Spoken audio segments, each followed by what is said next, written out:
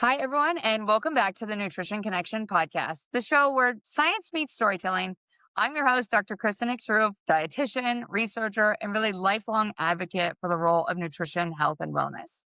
Each episode, I sit down with dietitians and nutrition experts all across the food and health space, really people who touch every lives of Americans across the country.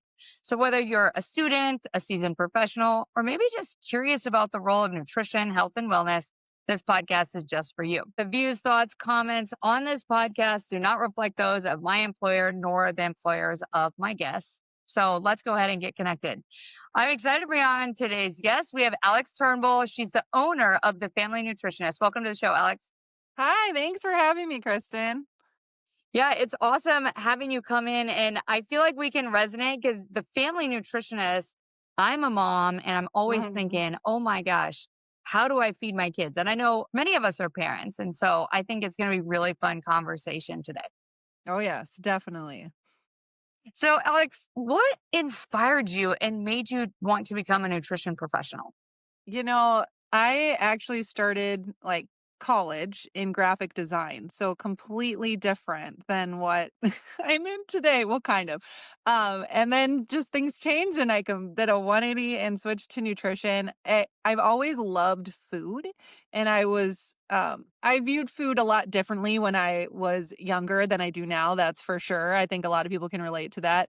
But going into it, it was more like I wanted to learn about it myself, to be healthier, all these things. And then it turned into I have this huge passion for helping others. And throughout that process, I really just gravitated towards pediatrics and helping with nutrition education with children. And I loved it. Every time I would do something, whether it was in school or my internship with kids, like my face hurt from smiling. So I just knew like that's where I wanted to be. But, I ended up in school food service, which I absolutely loved and learned so much about. But while I was doing that, I ended up in dabbling in some social media stuff, and here I am now doing it full time. So it's kind of been a wild ride, but That is I'm so wild. grateful. What was that inflection point to get you to go from graphic design into nutrition? Because something had to have inspired you. Did you take a class or something? No, I mean, I think again, I always just loved food, but I think I learned in college that graphic design was so subjective, and I, at that time, was very black and white in my life, whether it came to nutrition and eating, which I've come a long, long, long way. And Yeah. so I think I wanted to move towards more of that science and have something that really felt like stood behind what I was doing. And so that's where like the research and the evidence, I think I really kind of wanted that. And so I just went from one interest to another interest, I think, when I needed a change when I was at that point in my life. And so, yeah, but now I get to kind of mesh the two together, which is kind of funny how that happens. So, yeah. I think it is pretty funny how like the worlds do converge. Like I Hmm. think with dietitians and nutrition experts, we always come in different outlets and different paths. And as we go around our career, it kind of always comes full circle. Like you didn't It know it was does. going to happen, but it does happen. It does. You had to be patient sometimes, but and take some chances and some risks. That's, you got to put yourself out there. I think that's what I always tell people, but yeah. Yeah, I think that it's a common theme that I feel like I've heard from people and I do Mhm. myself. I remember when I was a professor, I used to always tell my students, you Yep. have to say yes to things that maybe are uncomfortable that you don't even know that you're interested in because you never know the doors and the opportunities that will Right. open because you said yes. Absolutely. Or sometimes you have to make yourself uncomfortable. And you know me and my food costumes. Like I get out there in my food costumes and I'm like, who cares? Just be uncomfortable, do it.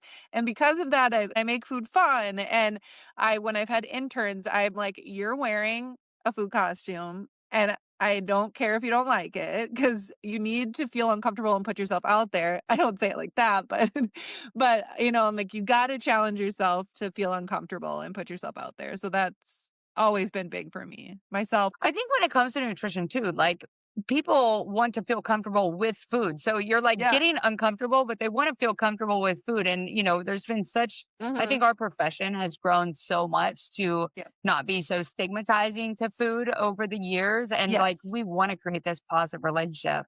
So Yeah. discuss your journey. So you finished you became a dietitian. Where have you been? You mentioned or school food service. So kind of like Yes. talk to me like where you've been around your journey and where you are today. Yeah, I've kind of dabbled in a little bit in like a lot of different areas. But pediatrics, like I said, I've always kind of gotten back to. So, after my internship, I was I actually like landed a job before I was done with my internship, and I was so excited. I was like, "This is great!" Like someone hired me. I felt like I was making $1 million at the wage they gave me, and I lasted 6 months because it was in long-term care, which is not pediatrics. And so it was in long-term care running not trying to scare people away from this, of course, but I was running the food service and the clinical. So it was Wow. nuts. Yeah, and studying for my exam, and it was so I didn't last very long. I realized this is not for me.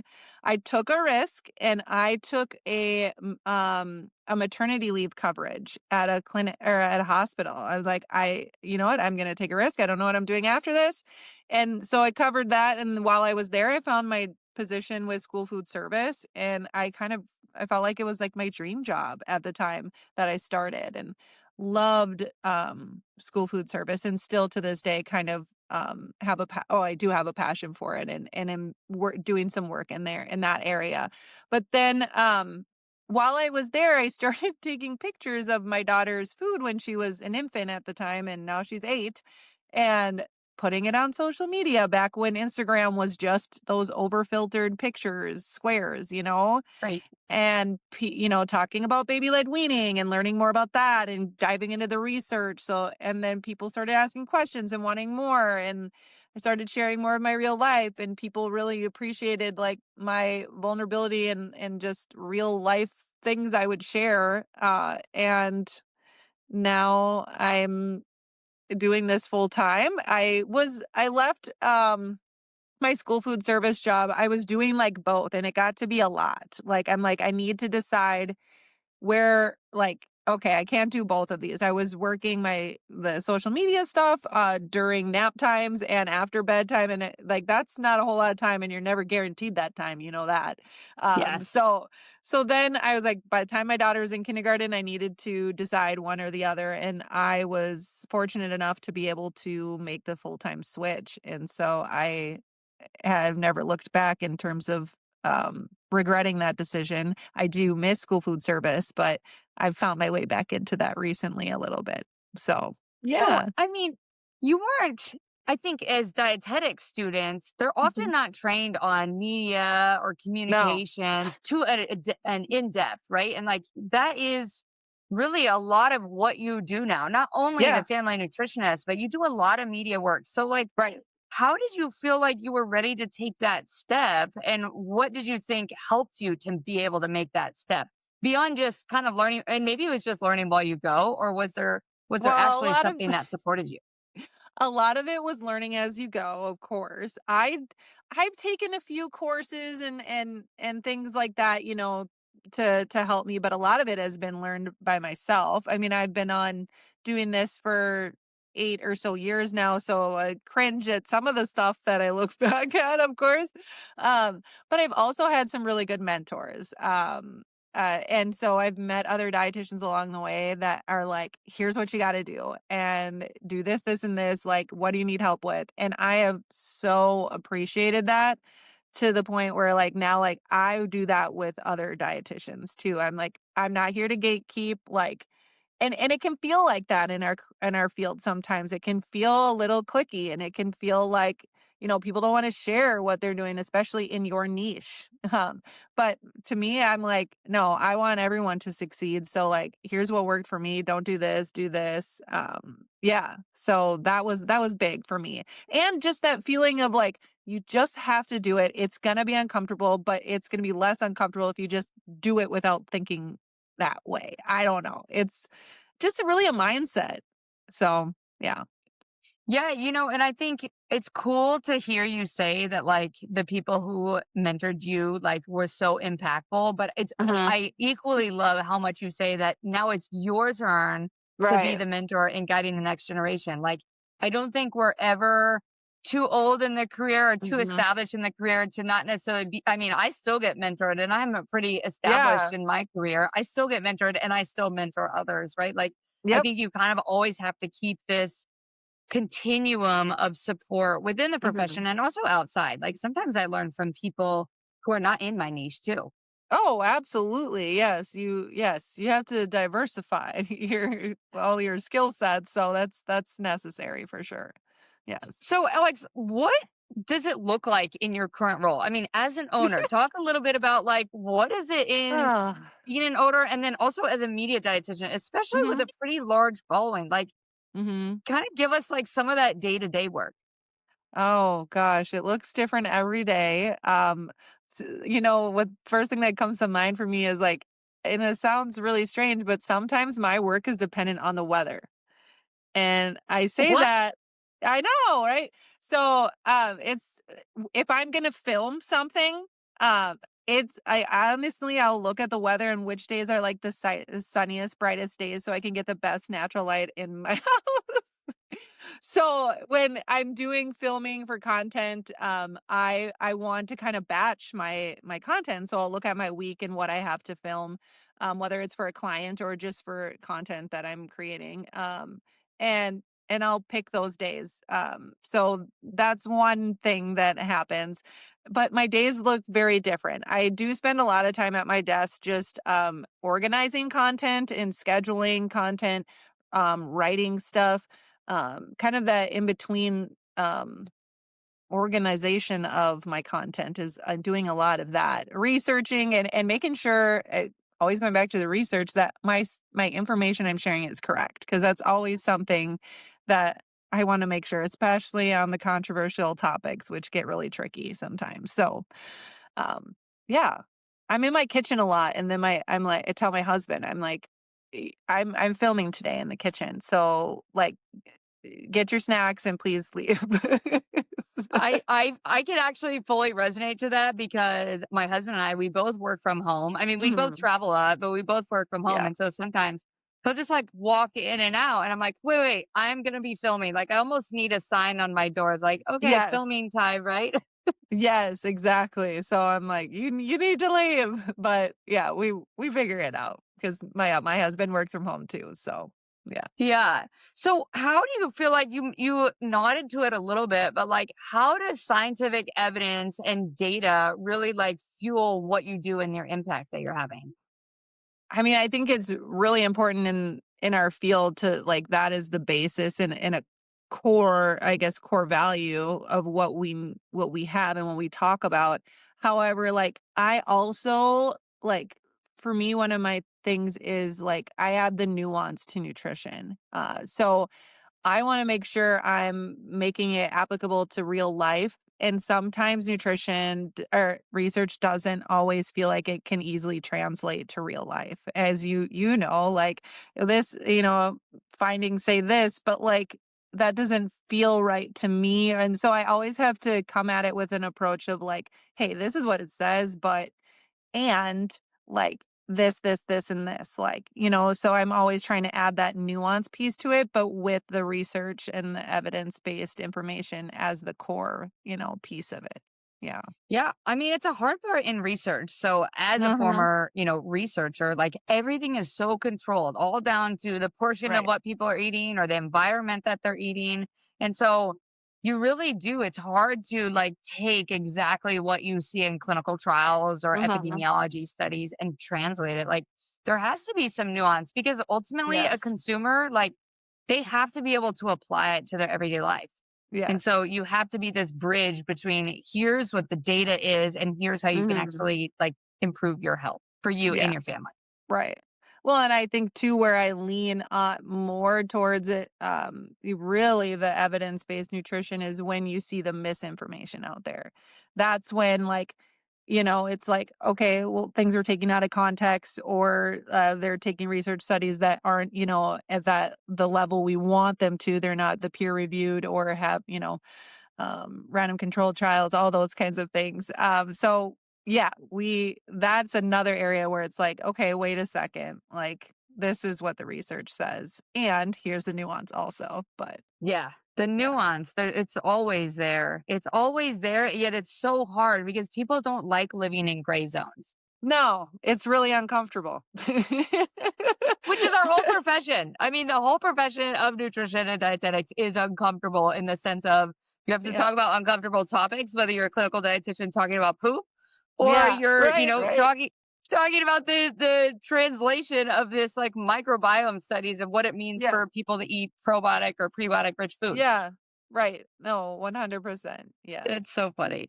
So, what along your career, and maybe it's in your current role or maybe it's before, what is like your most favorite or to you the most impactful success you've had in your career?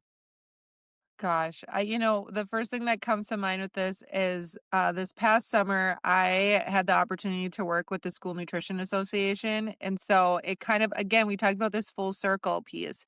I was able to go to their annual conference, and as a nutrition professional, a dietitian with experience in school food service, now having a platform, I was able to help communicate to my parent of communities more information about how the school food service program works, and just taking down the stigma and the misinformation. So I was so grateful for that opportunity to be able to share that messaging and the information, and something that's really really near and dear to me. So I was probably one of the most impactful moments I've had in my career to be able to do. Well, So not only impactful for you, but I would imagine the moms who are following you, or mhm. dads, or parents, or grandparents, Yeah. or whoever they might be, the caregivers, like there's a lot of confusion and Oh noise yeah. out there when it comes to the school meals of like, what is my child eating? And like, Mhm. is it good for them? Right. And Right. so to be able to take that and really champion those school food Mhm. service dietitians too. Like their job Yep. is not easy to come up with No. these very rigid menus to meet all Mhm. nutritional guidelines, taste good, and be convenient at a low price.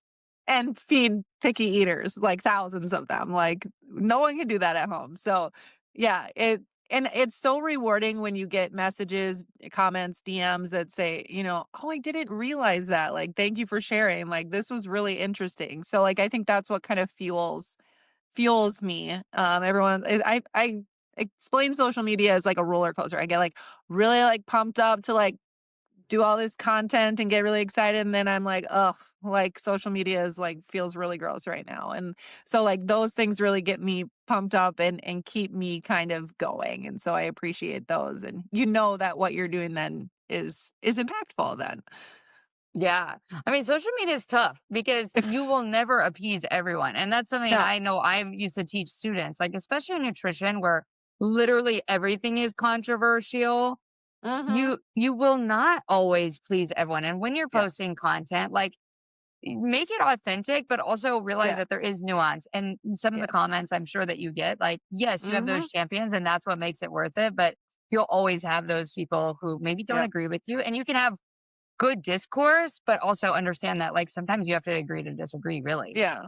And I've had to learn when to just like not engage. Like it's this, like you have to check in with your own mental health and like, okay, is this worth it or not? Because at a certain point, I just don't even go back and look at the comments because I'm like, that's engagement. Just keep it coming, but I'm done. So, yeah. Yeah, well, especially when you have a bigger following, like, I would Mhm. imagine that is challenging because you have yeah, everyone's opinionated, right? And Well, so, and like, there's more people eyes on you, more opportunity for someone to stitch you or whatever they wanna do. It can be really nerve-wracking, but it's just like, "You know what? Am I doing what I feel is right and what feels good to me?" And I that's what I have to ask myself when I'm working with clients or just the content I put out, so, yeah. yeah. So what suggestions do you have for someone who may be interested in kind of like this media space or even Yeah. school food service? Like, what suggestions or tips do you have for them to get into that role? I mean, they're more than welcome to reach out to me. Like I said, I love chatting and sharing information, and connecting people. Like connecting people with other people. I think that's what human beings, we can really, really do. Um, but I would have to go to just choose one thing to start with and just do it. Like you have to break down your tasks, like, and you can't go from A to Z. You have to go A, B, C, D. So you just start with one little thing. But you have to get uncomfortable and you have to challenge yourself. So get uncomfortable, challenge yourself, and make connections. Reach out to people. Like you ask questions and ask for help. Like it's like when you put your resume out there, right? Like you never know how many hits you're gonna get, but if you don't do it, then you're not gonna get any. So you never know what you'll get from it. Yeah. Yeah, it never hurts to ask a question. I do think a lot of nutrition professionals, like, they are open to answering questions. But I think Hmm. one caveat there is, and that I've seen as a mentor myself, is Hmm. if you're gonna reach out, really follow through. Like, Oh if you're gonna yeah, reach out, yes, like, actually get on my calendar and don't just reach out and then not show up or something like right. that. Like, I think have like you really want to build this relationship because that mentor doesn't just have to be a one time. It may Yep. be forever, and it may not be Hmm. all right then. Like maybe you'll circle back in a year or 2 years or whatever. Yeah. Yeah. And I think too, like, I'm starting to get into it more. I could be better at it, but there's some dietitians that just are rock stars at LinkedIn. I think getting on LinkedIn you are. You're always on there posting, which is great. But engaging on LinkedIn, I think, is an excellent way to just make connections too. So Yeah, well, I'm gonna give a shout out to Gisela. She's over in yes. Miami, and I did a Yes. LinkedIn training with her, and Yes. like, She's wow, it was fabulous. so powerful. Like, just there's some back end stuff that you just don't know, and sometimes you need mentors who know what they're Yes. doing to give you that advice. You know what I And mean? she is the rock star I'm talking about, one of them. She is on fire with LinkedIn, so shout She out to is her. awesome. Yeah, I'll bring her on. I'll bring her on the podcast soon enough, Yes. man. My list is so long of the people that I want to be able to get to. So I'm slowly getting them out there, but yeah, stay tuned for that. So, Alex, my favorite question, if you had a crystal ball, what do you think is Oh. coming next in nutrition? Oh my gosh, that is a very challenging question, I think. I mean, my brain goes to AI and just all the AI stuff we have out there, and I'm not exactly sure what that is, but I think it's just more AI related stuff in ChatGPT. I don't even know what it is, but I mean, not that it's gonna take away our profession, I don't think it is, but I think more and more dietitians are going to get into, like, teaching about it and how you use it, and there already are some that are doing that and leaning into that. So I think I think that's where we're going, and get on the bus or, you kind of get left behind, it feels like. So, we have to use it in Well, a very smart way, though. and how do you think AI is going to play a role for those who are content creators, like media folks? I mean, as someone who uses it myself, I think it makes things much more efficient. Um, However, like you have to vet everything because hallucinations and all the inaccurate information that it provides.